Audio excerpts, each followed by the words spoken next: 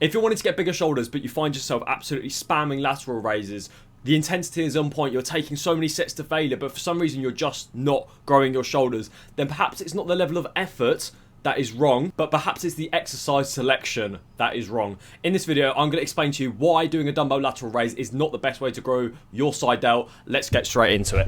So, lateral raises, everyone does them, everyone loves them. Everyone wants to get bigger shoulders because when you have bigger shoulders, you have a V-taper, you look more attractive, and your physique looks better. Mechanical tension is the main driver for muscle growth. Multiple studies have pointed towards the notion that loading a muscle in its stretch state is better for muscle hypertrophy. Go look them up. I'll leave some in the link in the description.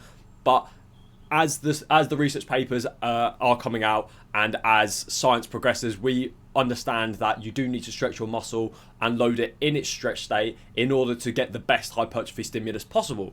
Examples of this would be a seated hamstring curl over a lying hamstring curl, a Bayesian curl over a dumbbell curl, or a standing calf raise over a seated calf raise. It's really important that we load our muscles when they're stretched, because if we're not really taking advantage of that portion of a movement, then we are not going to be growing as much as we want to, and this could be an explanation for why you're not seeing that much growth with a dumbbell lateral raise. When we talk about loading a muscle in its stretch state, what we mean is placing adequate resistance to the target muscle whilst it is in its most stretched position. Resistance is literally just the weight that we use. This is important to understand before we actually look at the exercise that we're going to be talking about. Good examples of loading a muscle in its stretch state would be the bottom end of a dumbbell chest press, the bottom end of a preacher curl, and the bottom end of an RDL. It's really important that we find exercises within our workouts that load the muscles in the best way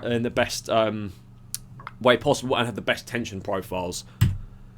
But not all end ranges are created equally. This is the issue. Some are better for stretched loading than others. Dumbbell lateral raise enters the chat. This exercise is shit for loading your muscle in its stretch state. This is probably the explanation for why you're spamming this exercise, but you're not seeing the growth that you want to, and I'm going to explain to you why. So, when it comes to understanding how good a specific exercise is for loading our muscles, we need to look at the relationship between the line of force and the joint in action, okay? So, for a dumbbell lateral raise, the line of force pulls straight down.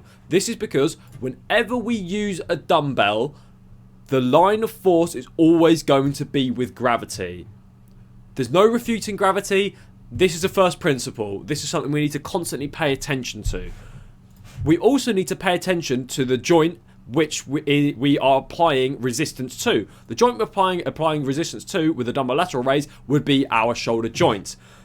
In order for us to be able to calculate and get an understanding of the amount of tension that we have within certain areas of a movement, what we need to do is draw the line of force and then look at the certain joint that we're doing or using, and then draw a 90-degree line to figure out what we call a moment arm, which is basically the amount of tension applied to the muscle is. So when we take a look here, we can see that the line of force is going directly through our shoulder joint, which means there is literally zero tension going through our muscle when it's in its most stretched state.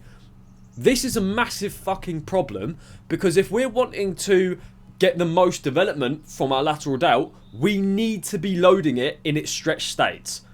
This is why dudes can be spamming lateral raises for years and have kind of mid-tier, lateral delts. This is something we need to fix. But first, let's go more into detail about dumbbell lateral raises. So, have you ever seen it where guys in the gym are kind of doing this weird Flappy Bird thing with your dumbbells, where they're going right at the bottom and they're kind of like going like this? The reason why guys end up doing this stupid flappy thing at the bottom end of the movement is because there's virtually no tension on the muscle. Whereas you very rarely see a guy doing loads of lateral raises at the top end of the movement. You always end up failing at the top end of the movement, and this is why. Because the line of force pulls down with the dumbbell because gravity is acting upon it, right? And we can look at our joint here, and then we can draw the line of tension and the moment arm between the joint and the line of force. when we look here, we can see there is a pretty substantial amount of tension being placed on our lateral delt with this exercise, or at least within this portion of the exercise, right? The shortened range. But if we compare that to the lengthened range, we can see that the lengthened range, there is literally no tension. This is an issue because we're only really getting a good amount of tension the closer we get to the top end. But that means we're missing out on literally half of the movement. So what is the fix to this? Let me introduce a lying cable cuff raise. Okay, so unfortunately I could not get a video or a picture depicting what this looks like, but I want you to imagine that this guy is lying on a bench and he's got the cables, he's wearing some cuffs and he's got some cables. Okay, so what we need to look at is the line of resistance which pulls through this way here. I'm sorry, that was not a very straight line. The line of resistance pulls through that way there, so it means it's heading and it's pulling that way. Okay, so now what we need to do is we need to look at the joint, which once again is the shoulder joint. And now all we need to do is draw a 90-degree line from the shoulder joint to the line of force. And I want you to really just stick with this for a moment. Look at the amount of tension from this exercise. It's the same kind of movement pattern, but we've just changed the line of force with a cable. Look at this compared to, let's say, with a dumbbell. We've got zero tension compared to a massive amount of tension here. And we can do the same thing if we do it with a cable. I want to pull the line of force this way, pull the line of force this way. We can see that even in the top end, there is still, oh, bear with us, there is still a significant amount of tension on our shoulder joint.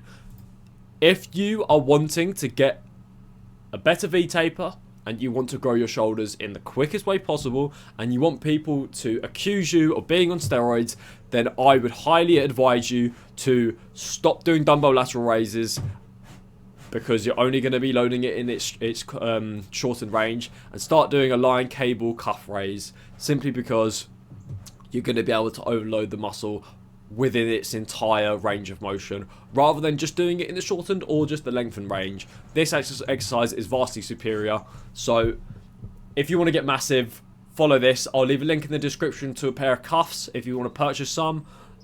Start spamming this exercise. If you found this video helpful, like, comment and subscribe for the algorithm. You know it helps. Send this to someone who's got tiny shoulders, who needs this, and I'll catch you in the next one.